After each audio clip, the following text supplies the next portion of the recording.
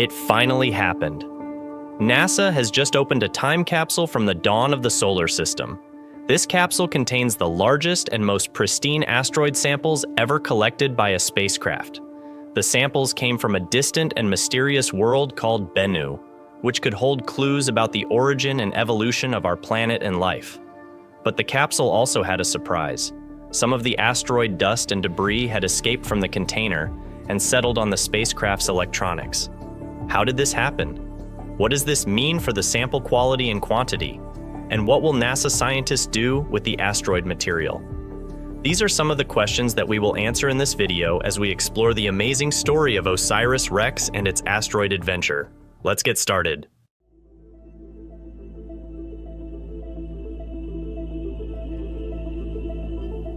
OSIRIS-REx's journey to Bennu was not easy.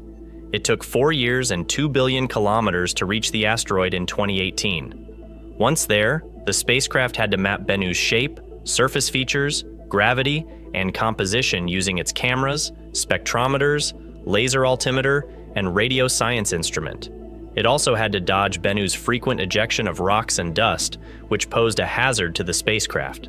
The main goal was to collect at least 60 grams of asteroid material using a device called TAGSAM, which stands for Touch and Go Sample Acquisition Mechanism. It was a robotic arm with a round head that could release a burst of nitrogen gas to stir up the surface material and capture it in a filter. OSIRIS-REx had only one chance to perform this maneuver, which required precise timing and navigation. On October 20th, 2020, the spacecraft successfully touched down on Bennu at a site called Nightingale, which was located in a crater near the north pole of the asteroid. The site was only 16 meters in diameter, surrounded by boulders as big as buildings. It spent only 6 seconds on the surface, but it was enough to collect more than 300 grams of material, exceeding the minimum requirement. Then, it stored the sample in a capsule and sealed it for return. However, there was a problem. Some of the material was leaking out of the capsule because the flap was jammed by larger rocks. To prevent further loss, NASA decided to skip the planned measurement of the sample mass and stow the capsule as soon as possible. On May 10th, 2021, OSIRIS-REx began its journey back to Earth, carrying the precious cargo of asteroid samples.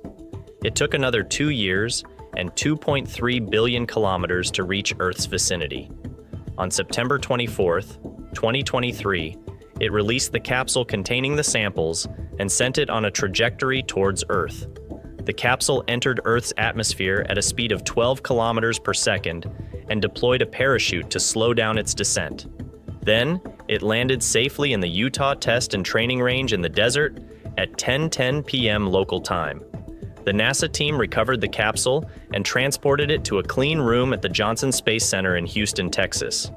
There, NASA scientists opened the capsule for the first time on October 2nd, 2023. They were eager to see what was inside.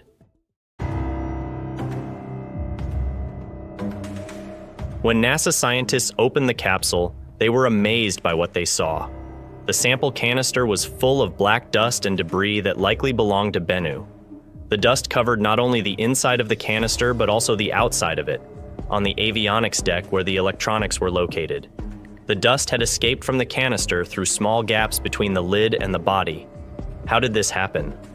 NASA scientists think that when OSIRIS-REx touched down on Bennu, it created a shock wave that propagated through the asteroid's surface and ejected some material into space. Some of this material followed OSIRIS-REx as it backed away from Bennu and settled on its exterior surfaces. Some of it also entered the sample canister through the open flap and mixed with the material collected by the Touch and Go Sample Acquisition Mechanism. So, what does this mean for the sample quality and quantity? NASA scientists say that the dust and debris on the avionics deck are a bonus, as they provide additional material for analysis. They estimate that the total mass of the sample, including the dust and debris, is about 400 grams, which is more than enough for their scientific objectives.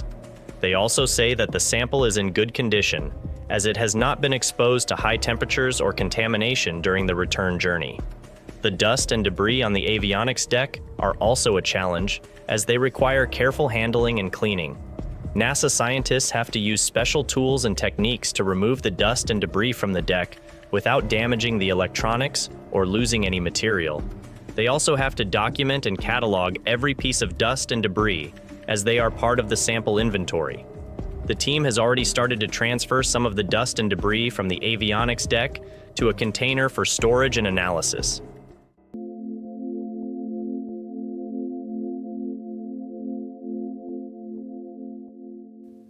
This is a historic achievement for NASA and humanity.